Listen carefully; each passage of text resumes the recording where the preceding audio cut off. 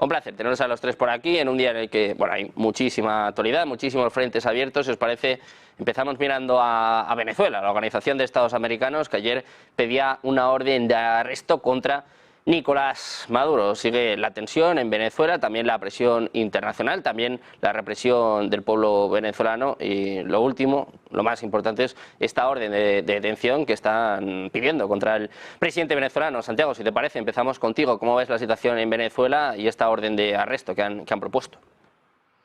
Bien, lo que se ve claro es que todos los temas que vamos a tratar en esta hora están en cierta medida entretejidos entre sí y tienen que ver con el contexto geopolítico en el que nos encontramos, de lo que algunos politólogos están llamando, por lo menos nosotros, por ejemplo, en el Instituto Beatriz Galindo La Latina, como Segunda Guerra Fría. Después de que Estados Unidos hoy haya reconocido a Edmundo González como presidente de Venezuela, antes lo habían hecho China y Rusia con respecto a Nicolás Maduro, lo que está claro es que ahora mismo son las grandes potencias las que están marcando también la agenda interna de las naciones que están más o menos alrededor de la órbita de cada uno de los dos bloques. En ese sentido, una orden de arresto internacional o que la Corte Penal Internacional lo haga, pues recuerda un poco a la que ya existía con respecto a Putin y que los países que están dentro de los BRICS pues dijeron que no la iban a respetar. Yo diría que además este juego de potencias que se está dando, esta dialéctica de estados que se está dando a gran escala internacional, están siendo Venezuela campo de batalla claro en este sentido. Pues Maduro ha cometido errores estratégicos importantes con respecto a su pueblo en estos días, aparte de la represión y aparte de discursos bastante salidos de tono, por ser suave. Lo que está claro es que ahora mismo tiene que recurrir a Brasil porque la única potencia importante que queda en América del Sur es Brasil. De ahí que la declaración de la OEA, Brasil la ha contenido y presta, como tú bien has dicho, a tratar de hacer una declaración conjunta junto con Gustavo Petro y junto con México. De momento está López Obrador, cuando llegue Claudia Sheinbaum, pues veremos.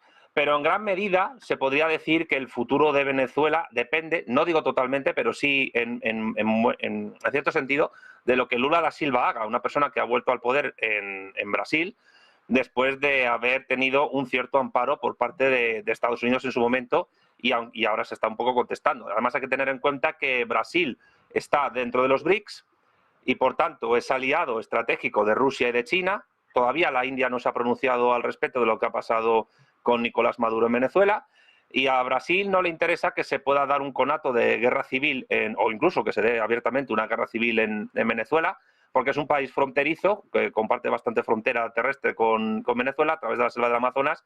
Y creo que le pasa un poco igual a Lula como le pasa a Víctor Orbán, que no le interesa que haya un conflicto en un estado fronterizo con él para que se le pueda llenar el país de refugiados, etcétera. O incluso pues de tráfico de armamento y muchas otras cuestiones. Que esto es un conflicto geopolítico que repercute a escala internacional, se nota en que esta mañana se ha sabido, o por lo menos a través de redes sociales, que se encuentran al menos personas con uniformes de Wagner en Venezuela.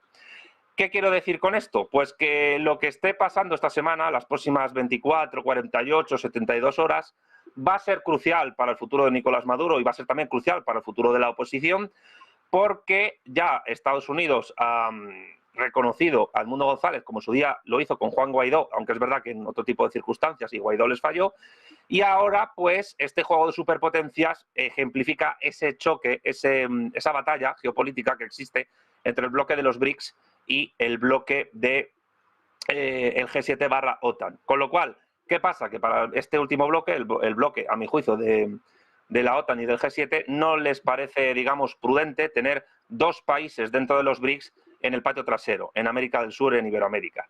Por tanto, todo lo que va a pasar en los próximos días va a ser crucial, no solo para el futuro de Venezuela, sino para el futuro de buena parte de los grandes focos de conflicto que se encuentran a escala internacional y como luego veremos en el transcurso del programa, entiendo yo, cuando hablemos de Irán, cuando hablemos de otros focos de tensión o el intercambio de prisioneros, vemos que no se puede desconectar lo que está pasando con Maduro, Edmundo González y el pueblo venezolano, que es trágico, lo digo, no se puede desconectar de un montón de focos de conflicto que se están dando prácticamente ya en todo el planeta.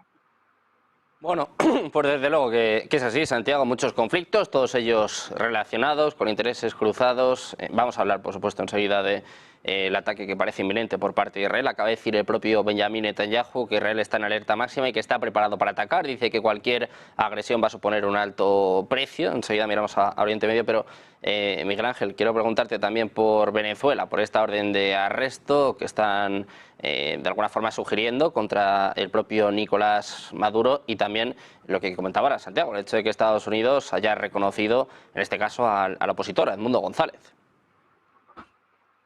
Vale, por partes, quizás lo último, el reconocimiento de Estados Unidos está muy bien, pero ya se ha demostrado que ya no es los años 80 y que vale para bastante poco, más allá de, bueno, pues meramente protocolario, ¿no?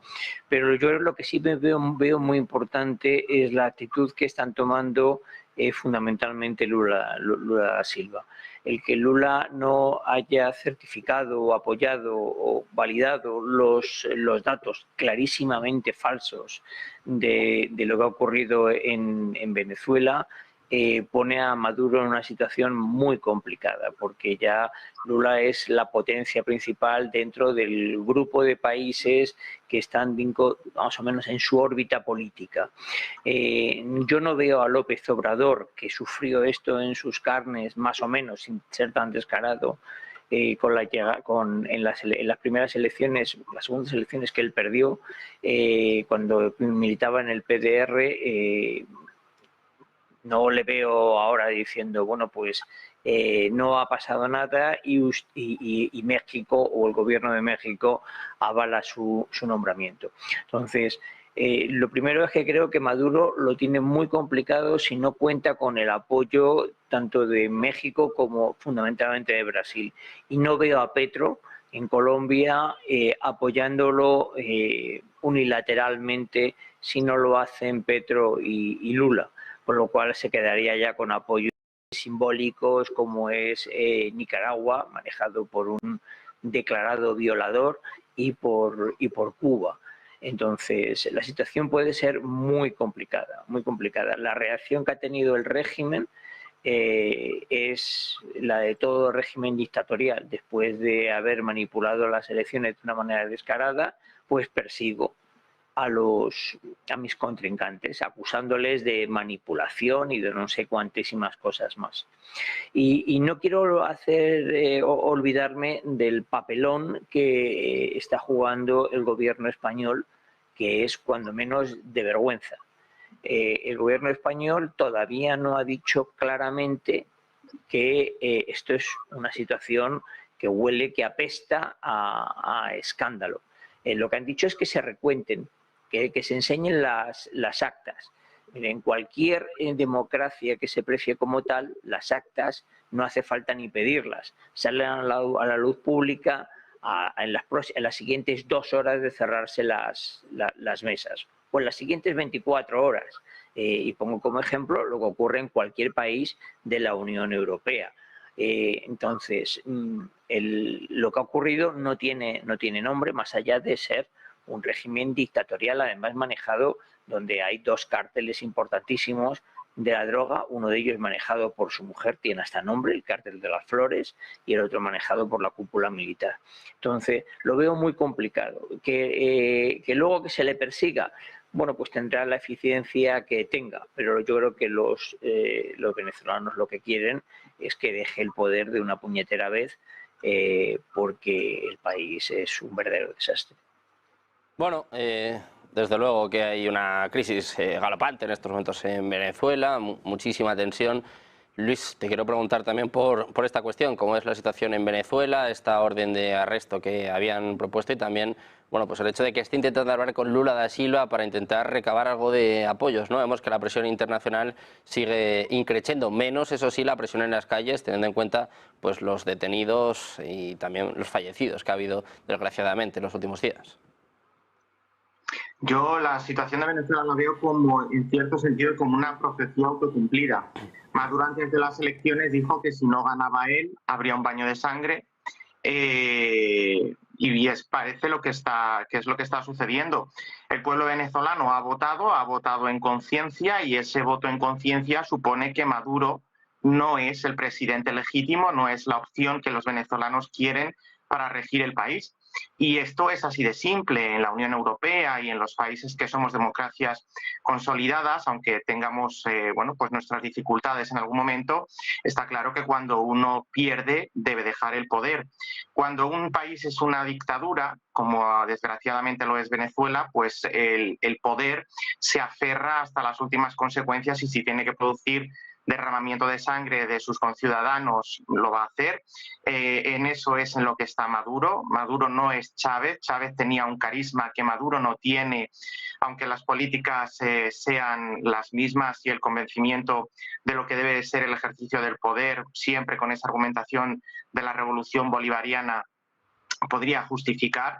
Pero la situación en Venezuela es la de un país dictatorial en el que la élite ya no es comprada por el electorado, por la ciudadanía.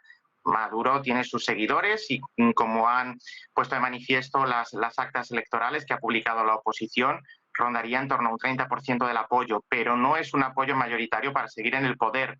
Maduro en cualquier país estaría ya haciendo las maletas, cualquier país democrático, pero está intentando no hacerlo, está intentando ser y dar prueba de lo que es, un dictador, un tirano que, como digo, pues no le importa derramar sangre de gente inocente con tal de perpetuarse en el poder. Y todo esto, también hablaba Miguel Ángel de la posición que está adoptando el gobierno español. A mí me preocupa también que haya españoles que van a Venezuela a reírle las gracias a Maduro, a aplaudirle, incluso a marcarle ciertos bailes como los que se marca el señor Monedero, riéndose cómplicemente del pueblo venezolano, ¿no? A mí eso también me avergüenza y sobre todo me repugna que haya gente que, bueno, pues que se dice demócrata y que sea cómplice de toda la situación dramática que está viviendo el país venezolano, ¿no? En todos los términos, no solo políticos, sino también económicos, la fractura social que va a dejar el chavismo. El chavismo también no se va a ir del día a la mañana, por mucho que cambie la cabeza visible del Palacio de Miraflores. Esté Maduro o no esté, quien venga, si en este caso es Edmundo, pues tendrá que hacer frente a una situación muy complicada para garantizar la gobernabilidad. En un escenario de cambio, que es el que quiere el pueblo de Venezuela, el ejército no va a dejar o no va a poner fácil esa labor gubernamental, incluso podría orquestar un golpe de Estado para intentar recuperar esa posición privilegiada, que es lo que comentaban antes también las dos personas que me han precedido, relacionadas con el narcotráfico. Venezuela, además de una dictadura, es un narcoestado. Diosdado Cabello tenía conexiones con el narcotráfico, la mujer de Maduro, el ejército. Es un país que ahora mismo es un estado fallido en todos los sentidos, que podría ser otra cosa como lo fue en el pasado y bueno, era un país de oportunidades, un país rico, con dificultades, pero al que muchos españoles acudieron para intentar tener una vida mejor que la que podían tener aquí, y ahora están naciendo los descendientes del camino inverso. Por tanto, aunque la oposición tome el poder de manera democrática, de manera limpia, por así decirlo, la gobernabilidad, esto será el día de mañana, no literalmente, pero sí de manera figurada.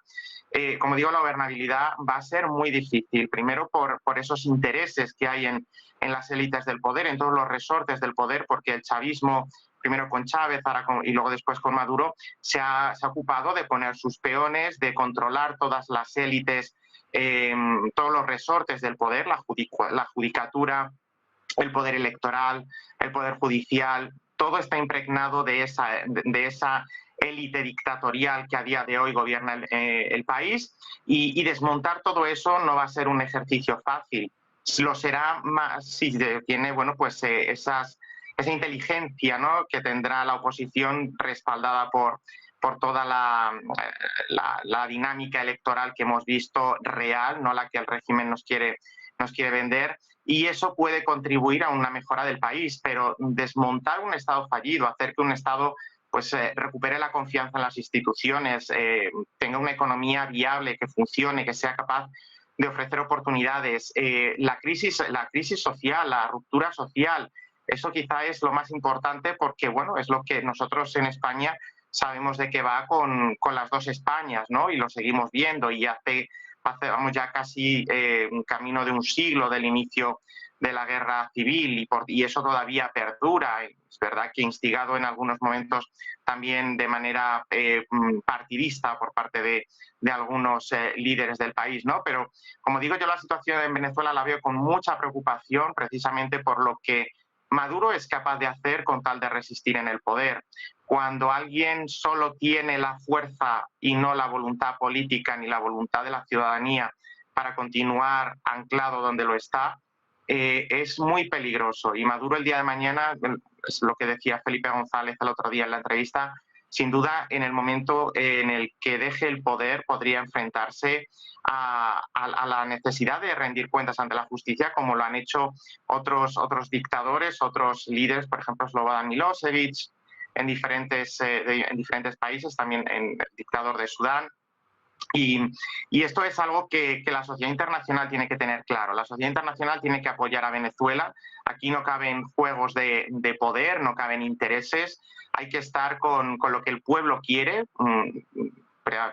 Precisamente hablábamos, por ejemplo, de Lula, de López Obrador. Todos ellos hacen gala de ser demócratas, de haber defendido la democracia real, incluso en sus más extremistas versiones, y ahora tienen que estar a la altura de lo que han predicado. No basta con poner buena cara, sino que tienen que, y es mi humilde opinión, tienen que tener una posición clara, firme, de apoyo a lo que el pueblo venezolano quiere, lo que el pueblo venezolano ha votado y lo que le están intentando robar, que es el cambio en el poder.